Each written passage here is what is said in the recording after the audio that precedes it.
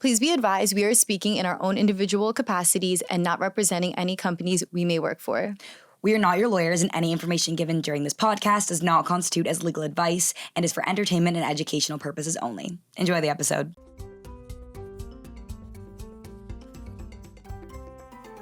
Welcome back to Girls Gone Legal, guys. We're so excited once again to have you and our audience listening. We have, again, Melissa's back. Hello. Welcome, our guest co-host for today. We're still sadly missing Katie, but she will be in a bunch of the episodes, so stay tuned. And I'm sure you've watched a bunch with her by now. But we've given some bios of you in two other episodes. But Melissa, she's a New York City attorney. She graduated from New York Law School in 2023. She was my mentor also. Yep. Is there anything else you want to... Mentors turned friends. Turned best friends. Turned best friends. Me and Melissa will just go MIA from each other, and then I'll text her one random day I miss you, we need to hang out. And it's like we spoke 2 minutes ago. Those are the true friendships, I know, though, right? Those I are the know. ones that mean the most, I love right? it. Because you can just not talk for a while, and then it's okay, what are you doing? I need to vent. But I also need to us cry. saying not talk for a while, it's 2 weeks. Except when we're taking the bar, we were going through it. That was a little time. But all right, we want to welcome a very important and amazing guest today. We're so excited to have her, Yes. Milana. So I'm gonna read a quick bio, and then we'll introduce her. She'll jump in. So after more than a decade representing women in cases of workplace discrimination, retaliation, and unequal pay, Milana saw a pattern she couldn't ignore: smart, capable women doing everything asked of them and more, yet still being undervalued, overlooked, or quietly pushed out. They weren't failing, the structure was. The realization sparked IWILL. And I'm so excited for her to talk about IWILL because I think it's such an amazing community. Milana founded Inspiring Women in Law League in 2021 to build what didn't yet exist: a collective where women in law no longer have to shrink to fit systems that weren't made for them, and instead rise, lead, and grow with courage, supported by a trusted collective of women who collaborate, share resources, and open doors for one another. Headquartered in New York City, the hub of everything, IWILL has grown into a global community of over 250 women who aren't just rewriting the narrative, they're creating vivid, expansive lives where they are the main character, not the afterthought. Milana serves as a senior of counsel at Lipsky Lowe LLP, a boutique NYC employment law firm focused on workplace justice with over 11 years of experience. Her practice centers on discrimination, retaliation, whistleblower protections, wage theft, and class actions. She believes knowledge is the ultimate protector and often says she hopes to be the last lawyer her clients ever need. Oh, I love that. Because by educating them about their rights, she gives them the tools to advocate for themselves and their communities. She previously taught trial advocacy at Fordham University School of Law, where she led student teams to national wins. She's currently expanding her skills into alternative dispute resolution as a 2025 Higginbotham Fellow with the American Arbitration Association, driven by her belief that more women must be at the table, reshaping negotiations and leading the healing of conflicts, both in litigation and the world. Milana earned her JD from Fordham Law School, where she placed on the Dean's List and received the Archibald R. Murray Award for Public Service, cum laude. As event planning chair for the Fordham Student Sponsored Fellowship, she raised over $128,000 for legal scholarships. That's so amazing. Funding more than 15,000 hours of pro bono work in underserved communities, and was honored with the Student Leadership Award.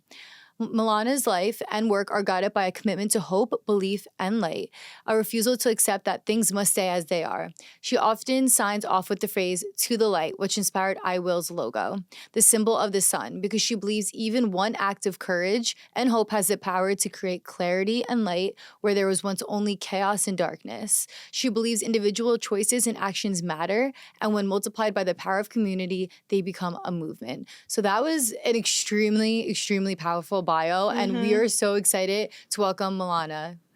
Welcome. Hi, Welcome. thank you. Thank you. I think our podcast is done. That was extensive. We said everything we needed to know. That was it. I mean, you do so many amazing things. I just can't wait to get into it. And I was saying earlier, we've been trying to, get in contact and film for a while because I just know this is going to be a really knowledgeable and exciting episode. So welcome. We're so excited Yes, to have yes. you. I guess we can just get right into some foundation things, and then we'll go from there. Also, I don't know if you want to share. She just shared with us where she was tuning in from, which I thought was so fun. Yeah, so I'm actually tuning in from San Juan, Puerto Rico, after 12 years in New York. And I mean, I'm still in New York like monthly or every 2 months. I moved to Puerto Rico because, I mean, life doesn't wait. We should have some sun and some enjoyment. I agree. I agree. No, I love that. So yeah, all right, let's jump into it. You've represented women in discrimination and retaliation cases for over a decade. What patterns made you say enough is enough? Oh my gosh, there's just too many. I mean, the main thing is that across all industries, and I'm talking about from someone who works in service to bankers to doctors and lawyers too, women often self-doubt themselves and often think that if they work harder and take on more and erase more of their boundaries and stay weekends, be on the diversity committee or whatever, they are eventually going to earn the privilege of somebody bestowing the crown of the best associate or the best worker on them. But the truth is, I think it's like internalized, how do you say it? Patriarchal or internalized narratives that are wrong, right? Often the more you do and the less boundaries you have, the more you get taken for granted. So after litigating so many cases where so many women had these doubts and they're like, I think it's me, but after 11 years doing discovery, doing depositions, prevailing in many settlements, I know it's not them, right? Most of the time, of course, we screen for cases. So not every case is a case, but the clients we represent, it was in fact a calculated decision or it was a reckless decision by the company to exploit the insecurity of women or to exploit the status quo where a woman can get paid, cents on a dollar what a man gets paid for, So after seeing so many cases and so many deserving, hardworking women, I was just like, this is enough. I think we need to bring more knowledge to the fact that it's a system, so we can change the narrative, so we can ask for what we are worth and be valued on merit, not just a gender. And to go off of that, what do you wish more women in law knew about their rights before they need a lawyer? Because I feel like sometimes people might be, scared or just kind of think, like, okay, this is the norm, right? Like some people just accept it, and that's really sad when things can change and enough should be enough. So, what do you wish more women knew? Well, I think so. What I observe and I will, right, is that, I mean, this is in law and in any, male-dominated profession. So when a woman enters a profession, she's often actually greeted with enthusiasm. So in the beginning, you're like, wait, gender discrimination doesn't exist. Everyone loves me here, right? So you become the token young woman that entered the profession. But as you accumulate knowledge and as you accumulate power and as you establish more boundaries, you become a threat.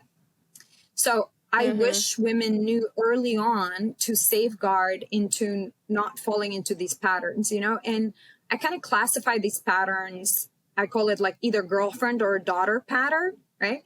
So either you have like a mentor that kind of treats you as a young woman that they want to see succeed, but it's like a little off, right? Or a daughter where you kind of like carry the emotional burden of like being compliant.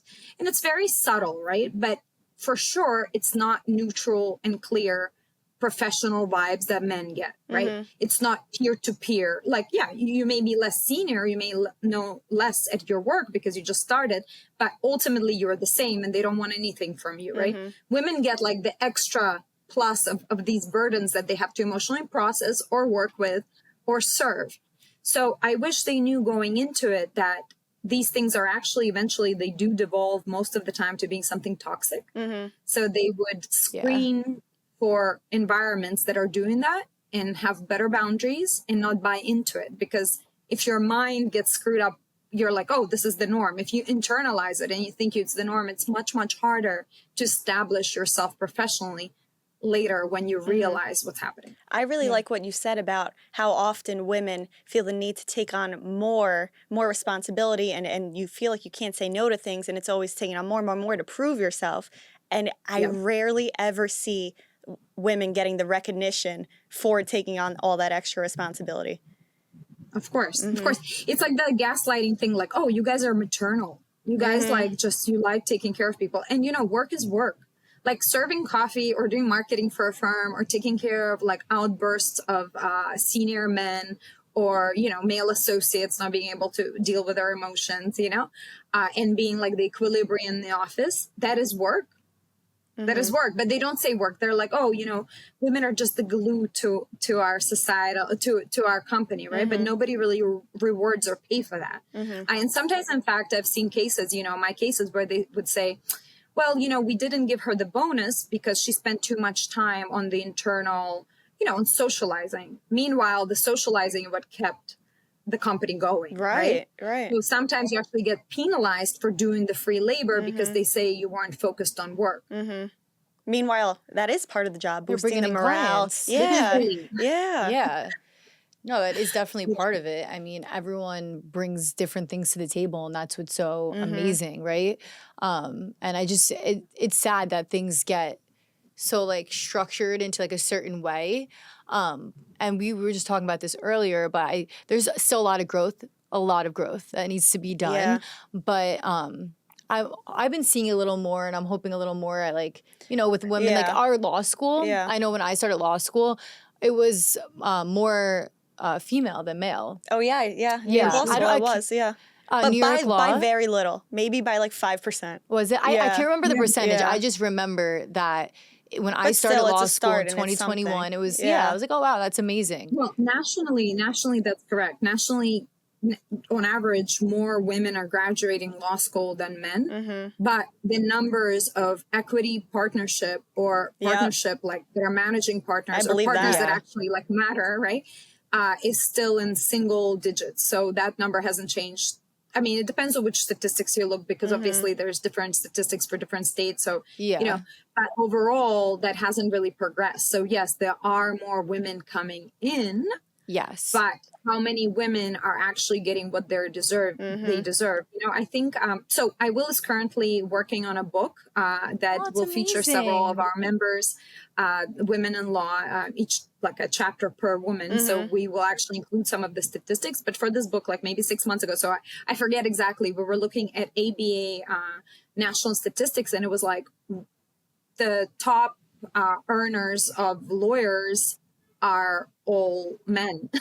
like I don't even know. believe There's it. not even a statistic. Yeah. Like it's like, Yeah. you know, so it's like 90% men, which is my crazy, right? God, If you yeah. think about making very lucrative moves in law, Yeah. it is not happening to women. Yeah. Well, it's a lot of pressure, even as a younger women in the legal industry. We think about becoming mothers one day, and it's like, how are we supposed to climb the corporate ladder and maintain a family and be a good mom? And my firm started recently, within the past year, a women's mentorship meeting where all the women attorneys meet. And there's a senior partner who kind of leads the meetings. That's And nice. it is so nice. But hearing insight from these women, because we don't have children, and hearing from women who have raised families, it's so scary. Yeah, It is I so can scary. imagine. It's a lot to balance. I try to like, sometimes I get nervous and I Yeah. like freak myself out, and I'm like, all right, don't think about it until I like the know. time comes, but I it is know. something that's so real, right? Yeah. And that people face, and it's definitely something that needs to And be your work changed. expectations don't change. If anything, they keep increasing every year. But you're Yeah. you're a mom. worse. You're Or worse, and then yeah. you Or they increase it. You know, I have had all kinds of discrimination cases over the last 11 years that I've been litigating. And what you will see sometimes is if a woman has a baby, she may be excluded from meetings. From meetings, from conferences, from job opportunities, right? So she comes back, there may be a pay cut, or she may not be invited, or she may not be the head of her group. That is pretty typical. We've heard about that, right? But what people don't hear that are not a discrimination lawyer like sometimes women get penalized even before having a baby or before getting married. Yep. I have had cases where a woman got engaged and she was already taking off the roster of like the people that were going to go get the business, because the managing partner was like, well, that means you're going to get married next year, have a baby by next And year. you And won't she be was here. like, actually, I don't want any children. We're child free.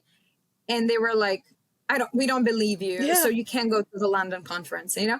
Like That's we have crazy. seen, It is- I have seen yeah. discrimination even before you get married and have babies, just by intention of having any kind of union with another person. I have had discrimination cases. And it is so crazy that in 2025 we're still having these discussions, and it's still Yeah. very much real and happening. That's Yeah. Yeah, and it's not even discussions, right? It's impact. Yeah. Like this happened to a real woman in New York City. You know, this particular client was in banking, and she was robbed of an opportunity that she worked really, really hard. Maybe she was there for 3-4 years to gather it, and then it just clicked in her boss's eyes that she was going to create a family, even when she didn't want one. And even if she did, she could have done it and still been very important to his company. But to him, it was case closed, right? So that's what we sued for loss of opportunity, for loss of promotions, for financial loss, for stagnation in her career. But of course, a legal case, you know, a single legal case doesn't fix the system. Right. Yeah, I mean, we've talked about it, Katie and I, in like a bunch of episodes and a bunch of episodes now that you have been on.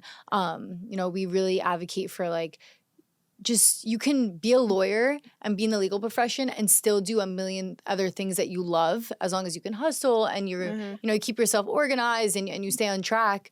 And starting a family is so like It's so scary. it's scary, but it's so important and like people Yeah. dream of that. Yeah. And like because you're in this profession doesn't mean like you can't Yes, have a you have to family and you can't get sacrifice it. married and you can't have kids and you can't be in big law. Like you can do those things. You can. And I think these are conversations that need to be talked about more because I think people think it or maybe like suffer silently. Like I can't talk. Suffer silently. Yes, that's what I was trying to say. You know, and they just kind of bottle it in, which sometimes like is good, but also could be worse because, you know, but if you talk to other people and you're seeing that they're going through those things and this is like a real thing and like how can we fix this and how can we positively change it, you know, the pattern, I think that's when good things will really start to happen. But Totally. And look, this is why in part we founded IWILL, right? I founded IWILL. I used to have co-founders. They're still active members and I still call them co-founders, but is because women talking is where that magic happens, right? Like one thing about the system, the way it's set up, it's not set up to include women. It's set up in a way to exploit women, right? And I'm not saying every law firm has that system, but I'm talking about system in general, right? So when women share their experiences, expectations, band together, share their salaries, share, you know, their caseloads, share their goals, share what they're contributing, what they're doing, the sharing between the women and actually also men allies or anyone who cares to listen, because, you know, just because someone is a man doesn't mean that they are not progressive and that they don't want to support you. But some of them, they don't know how to support you because they're left out of the conversation or the conversation isn't happening. So the more we talk about this, right, the more we kill that misunderstanding, right? And the more we actually start aligning the work environment with, you know, what is happening. So many mothers are the most organized, driven people. Like having a family and having a career should never be mutually exclusive. And the only reason it is today is because there's people on top that grew up in a different generation that can't reimagine it. yeah, I mean, mothers who are raising kids and working and working have like they're careers. bosses, like Superheroes. they're so inspiring. I know Yeah. I look up to my mom all the time, Yeah. like her working, her raising, like having my family. It's just it's so nice to like see it come together, and you know, and no matter what situation you might be in, like it's just nice to see you know, women like Well, strong Because- women raise strong women. exactly, And you keep the pattern going. Yeah, And we and you just keep- want better for our daughters one day and the next generation. So Yeah, no, definitely. And I do believe that they can do it all. yeah. I don't think Yeah. there's anything like mothers can't do because I really don't. And I on think, like no sleep too. and on no sleep, like people keep telling me like, wait until you have a kid one day. know. Like you're never going to sleep again. Because sometimes I'm like, I couldn't sleep last night. Or I'm like, my only responsibility right now is myself. I'm like, damn, like if that's how it is now, like, but you And know. the reason I couldn't sleep is because I'm watching like Real Housewives. Yeah. Not because I have a crying baby. Yeah, no, nothing like too important. No, but I love that. And I wanted talking because you mentioned I will a few times. And for our audience members, I want to go over what is I will and when and how did you start it?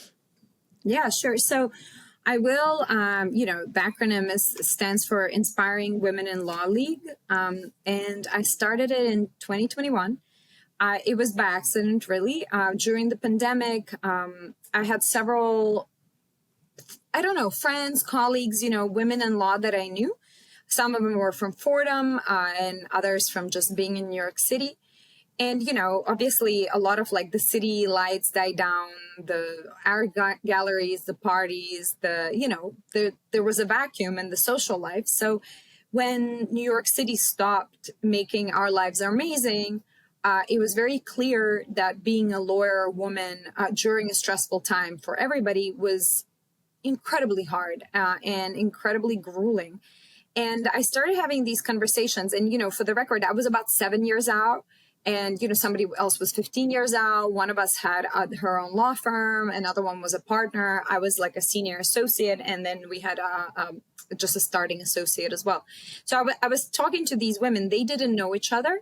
But what was crazy is that no matter where we were having the same problems. Like we were working a lot more. Our male counterparts, had a different schedule. And they were still getting some sort of mentorship. And we were like just burdened with a lot of things and we were utterly unhappy. I don't think we were just unhappy during the pandemic. I think we had been unhappy. We just didn't get to check in with ourselves because we were so busy hustling. And the pandemic was a timeout, and a lot of people got to reflect on where they were. It was a forced time. It was, the world was put on pause, and that had never happened before. Exactly. So just that, right? We were like, wait a second, like we enrolled in law not to be like an indentured servitude. We enrolled in law because we thought we would feel powerful. We would feel, like on Suits, kind of like that's what you watch, right? You're like, I'm going to be like the protect the client or whatever, do corporate merger. But that's not how it feels. Like when you start practicing, it's a lot of rolling up your sleeves. It's sacrificing your weekends. It's sacrificing, your evenings. It's saying, yes, sir, I'll get it done, right?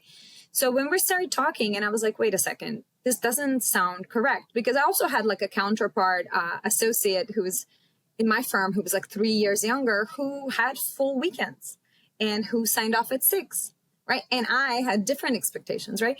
So long story short, I put them all in a WhatsApp chat and I just named it Inspiring Women in Law.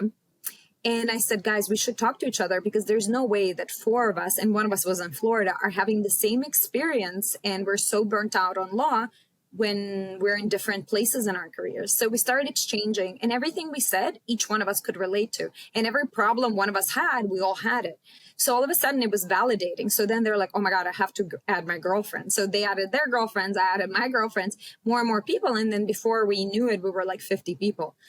And so we were like, what do we do? So then we're like, okay, let's negotiate raises. Let's talk about how much we're getting paid. Let's benchmark it. Let's, get LLMs. Let's refer clients. Then we start thinking strategically, who has the power in a law firm? Usually it's the people with a book of business. So we're like, let's build a book of business. How do we do it? Let's get on social media.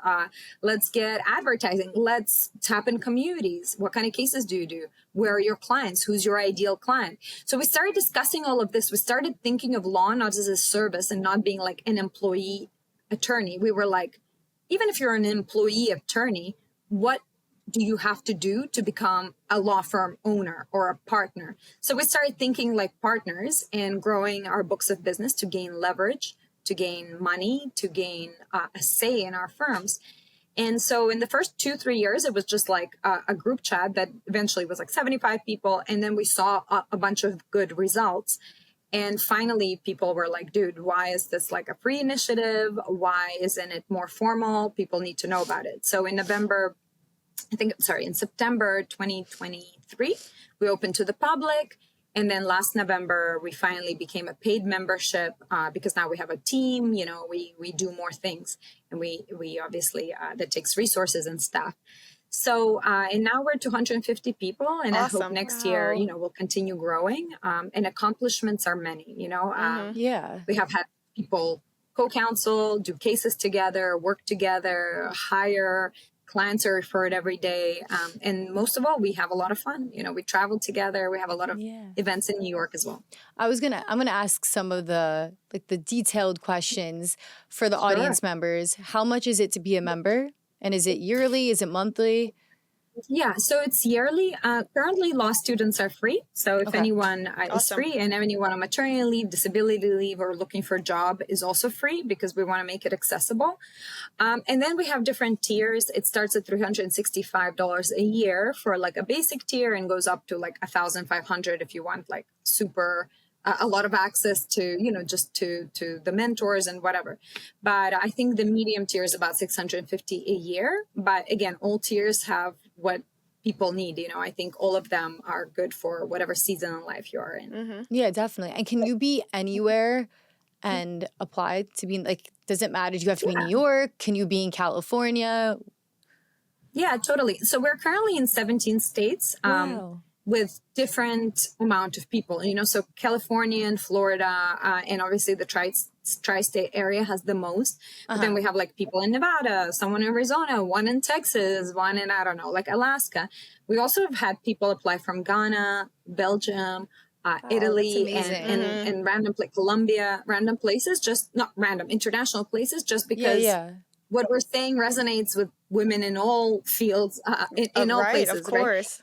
Right? But yes, you can be anywhere. I think people in New York City and the tri-state area do get more out of it, just because you have access to in-person events. But nowadays, if you're trying to connect and do business and you're intentional about it, there's also Zoom and phone calls. You don't necessarily need to be in the same room. I guess that's my next question. Do the events you host, are they only in New York, or do you go to other states and host? So we do have the international retreats. We've done one in Puerto Rico, two in Puerto Rico, cool. and one in Greece. And next year we're going to Ibiza and Spain, which will be amazing. A little part. Yeah, and Greece. We're doing two next year. But besides that, we've done one in Ohio, some in New Jersey, but most of them are in New York City. We will see how the growth goes, because obviously we have very interested members that want to like start chapters or have more meetups in other cities. So that's something we're going to schedule for next year. They do meet up, like our members do meet up when they're local, and we help them facilitate like a nice invite, a nice brunch or whatever, but they're not official events. So I think that's something we will explore more next year and see, Awesome. if it helps. And the fact that your group has grown to, you said 250 women now, like that's a testimony to the message that you're passing along, and a lot of women resonate with it. And it's only going to grow from here. I hope so. I hope so. Yeah. Look, we haven't paid for advertising. It's mostly word of mouth. We do have an Instagram, but it's been mostly people. We meet every single person that joins. Like the process, the way it's set up now, if someone applies, they submit an application, they have to do an orientation, which is a Zoom with me. It used to be one-on-one, but now it's in group once a month. So we get to meet each member, and then we add them to our group chat. And then we add them to our subgroups where people communicate every single day. And maybe that's something that's not so obvious. We have a group chat and subgroups that are project-based. So people will like collaborate. Like every year we'll run a mediation training. Every year we'll run, going to conferences, getting publicity, so we will set a goal, and then we get people who want to do it, and we kind of crowdsource it, right? So we're very active. It's not just what you see on Instagram, which is an event and another event online. It's more like the daily communication and the individual goals that I think make IWILL special. Yes. No, I agree 100%. I'm actually currently on the website because I find it's so beautiful, the website. You want to see it? Yeah. It's so pretty. And I will so link, nice. if it's okay with you, I can link the website in our bio for this episode. So if you are interested in joining this amazing community, you can go on. I see there's a button if you want to apply now. Remember, law students are free. If you're a law student, definitely take advantage of that. And I would jump in. I remember when I was a law student, anything, because law students get a lot of things which are nice for free. I missed the so I would free just jump perks. into everything. I was like, all right, how can I get involved? So no, I really love your mission. I follow you guys on Instagram.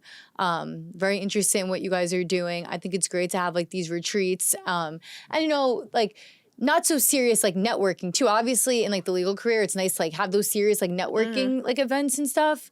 I shouldn't say serious, but more formal networking events. But you doing something like a retreat to Greece, like that's fun. Because I feel like people let loose if you're going to brunch. You mentioned brunch. You're going to brunch or you're going bowling. Or art, like we go to art galleries or, Yes. we involve in music or some, tactile activity. Like we do a bunch of things. Yeah. I think that's so important. There's a reason for this. Like, guys, I was on New York City Bar Committee for 5 years. And, you meet in this grandiose room with maybe 20 portraits of old white men.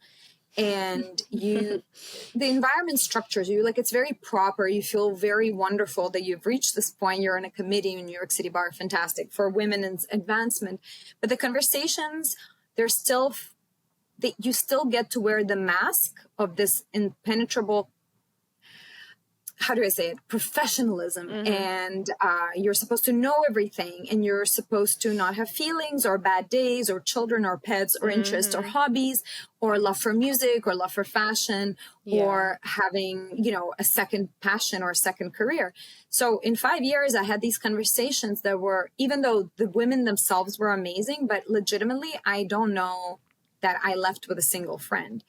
And, I'm super social. So I went to all the networking events in law school, after law school, I was everywhere. And I got a bunch of cards and a bunch of formal coffees, and none of it clicked. So in IWILL, I'm reinventing that. I don't want you to show up as like the robot that is always on time and is like, doesn't care about anything else and lies to your life. That's simply not true. Women are multifaceted. Women are powerful. Women are interesting. We're sensual. We're beautiful. We are talented. We're colorful. We are I feel all so the hyped things, up right? now. Seriously. I can run Beautifully like a said. marathon. You're Yeah, really it's beautifully beautifully said. said. Yeah. So we don't have to hide it. Like you can be a badass lawyer and still have an art exhibition on the side. You can have 3 kids and 3 pets and still meet your deadlines, right? So our events are aimed at that. I want women to meet women. I want women to forget the stupid saying, don't do business with friends. It's how they keep us separate, right? Do business with friends, make more friends and do business with them, right? Try everything, because the narratives that they tell us to watch out of the token woman behind us who will take a place, to watch out of the gatekeeper older woman who's gatekeeping, all of this is what is keeping us separate, right? So we lead with personality. We lead with your interests. We lead with you as a whole person. And yes, you also happen to be a lawyer. And yes, you also want to be badass. And yes, you want to make money. And all of that comes. But if you click as a person, then you can do business and really, truly connect to a network. And then all those things come together. Yeah. No, I love that. That was great advice. I feel seriously. so like empowered. Yes. I feel so empowered I feel right now. understood. Yeah. I do feel understood. I feel empowered. I feel like I could like do anything at the moment. I'm like, there you go. Yeah. Be you. Be you. That's the best advice I can give you. I guess my next question is, what advice would you give to young women? And I guess we kind of just touched upon this, but I'll finish the question. Give to a young woman entering the legal field who already feels that pressure to shrink herself. I mean, you just said it, be you, right? I don't think that's, Look, I mean, look, first of all, of course, you have to be good at what you're doing, right? Like you can't roll into with entitlement, not learn the law. You have to have work ethic. You have to, the system isn't changing overnight. You have to get your knowledge and be good, right? You have to be good at what you're doing. However, don't aim to be convenient for everyone, right? Convenient and lack of boundaries and lack of self-appreciation and self-valuing. If you think that you are not worth the promotion or the bonus or the negotiating of the salary, you're probably leaving it on the table. Because statistically, I think it's like 67 or 57% of men always negotiate their starting salary, and like 10% of women do, So learn your skills, be good. Like as a lawyer, you have to be good, right? And you have to also realize that clients are your power. If you yield a book of business, you're going to be a rainmaker, and people will ask you, how do you want your coffee? But don't aim to be convenient and please your way up to the top. Like you're worth more than that. Yeah. Like hold your ground. Very true. Know your worth. but have Yeah. that work ethic as well. Improve yourself. Yeah. Your work speaks for itself at the end of the day. It does. It does speak It's for true. itself, definitely. No, I love that. That's great advice. And if you're listening to this right now, I hope you feel really empowered too, whether Yeah. you're at home or you're in the car driving. I think this is great advice. All right. Well, I guess like to wrap up, I want to I'm calling it the light round, right? Because that's what Perfect. that's after I will, and that's Yeah. you're saying is to the light, which I think is so beautiful. So I guess I will give you kind of a sentence, and then if you just want to like finish the sentence. So the first one is a woman in law who lights your path. Who would that be? I really admire Sonia Sotomayor. She was yes. just at her law school this week. Was she? Yes. I didn't even see that. Oh my Yes. gosh. So cool. What was she doing? I think she was signing books and handing them out, and then so many people wanted to enter the room. It was a lottery. It was like a pre-decided lottery, and if you didn't get chosen, you couldn't be in the room. Oh my gosh, that's crazy. Yeah. That's really cool though. Oh my God, that's huge. She's definitely really Serendipity. inspiring. Serendipity. Oh, Seriously, yeah. But if I knew she was going to be there, I would have found my way in that room. You don't even go to school there Yeah, I anymore. would have found my way in the building, in the room. Security would have been There's like, back she doesn't doors, even right? go here. I got your alumni ID. ID. I just saw mine in my wallet the other day. That's how I remember. Okay, the second one is one belief that grounds you when the work gets heavy. Our actions matter. Like what you're doing, how you treat your client, it matters. Yeah. No, I agree with that. And I think sometimes when you feel like so much pressure, you feel that heaviness like on you, like sometimes you may want to just like react, right? Like right there and be angry or this and that, but You your can't. actions Yeah, you matter. can't. Just stay cool, Yeah. stay calm, what is it? Cool, calm, and collected. Yeah, Is that the you saying? can't control everything that happens to you, but the one thing you can control is your reaction. Yes. How you react to it. I love that. Yeah. You can definitely control your reaction. And how, as you're growing up and going through your 20s too, if you're in law school right now, I think it's, there's people that are in their 30s and 40s and 50s in law school, but I think it's so important to kind of just realize like how you're going to grow as a person. And I think reacting differently to situations, like some people might say I would have reacted when I was 17 different than I would today at 26 or 27. Yeah, even the person I was before law school and after law school, two different people. Yeah. It goes down to everything. Yeah. I even would look at something that I wrote before law school. I'm like, I wrote that? Yeah. Like, No, definitely. But I like that. And to the point, I think one thing that sets us into like winds of anxiety and maybe doom is that everything you do, if you do too much, if you're litigating too much, if you have too many clients, right, it stops feeling meaningful. But no matter how hard it is meaningful, right? And it's not just the result, the settlement, the verdict is meaningful. It's meaningful how you talk to your clients, how you talk to your counsel, how you carry your ethics, how you set the tone for what the profession should be, right? So I think the more meaning you can find in your work and in the way you conduct yourself, right?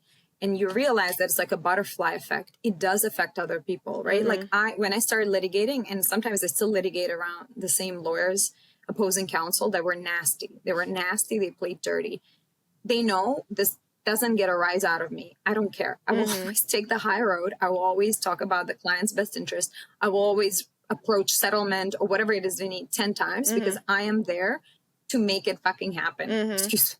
You know what I mean? I'm not there for emotions and anxiety, right? Because I know my work matters. and sometimes that makes those people even more angry because they didn't get the reaction out of you that they wanted. Yeah. Yeah. People want but that eventually reaction. they get trained. But eventually they get trained and they stop and they call and they're like very respectful because they know it's a waste of time, right? Yeah. So Yeah. it does help. It does help to remember to always go towards the light, to always realize everything you're doing has a ripple effect and it matters. Yeah. Yeah.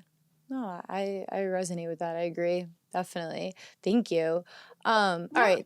We have two more. The next one. Oh, sorry. No, we have one more. Finish this sentence. I will blank. Ooh, okay. I will like the play on I will. I will make this world a little better. Oh, I love that. I do love that. That's Yeah. so sweet. I think we all should definitely make this world a little better and be on, the right side of history. You know, and every growing. day from preschool to when I graduated law school, my dad would drop me off at the train and drop me off at school. He would roll down the car window. He would yell, "Change the world!" Aw. Like that just reminded me of that. Exactly. Yep. And then my last semester of law school, I took a class called Mindful Lawyering. It was just basically reflecting on I remember when you took this class. It was awesome. Professor Lin Sue was the best. But she gave us little what are those things you paint on? Like You're painting. a canvas. She gave us little canvases and markers, and she said like draw an influential moment in your life or something like that. And I drew my dad in the car, and I put a bubble, and it said change the world. Wait, Yeah. I love that. Yeah. That's so sweet. Yeah. Change the world. Change the and world. you can. I feel like people sometimes do shrink themselves and think like, why? It can't be me, right? Not me. Yeah, but I'm one it of can 7 be. Why billion not you? people. I'm Why nothing. not? Yeah, no, Yeah, no. no. I do love that. but- Wait, guys, if it's not us, then who? exactly. You know, I will say this. I always hear this thing like, things will get better for the women of tomorrow. Things will get better for the women in law of tomorrow. The truth is, we today deserve better. And the way we get it is realize that we have power today to change it. Change can be incremental until it accumulates and then finally gets there.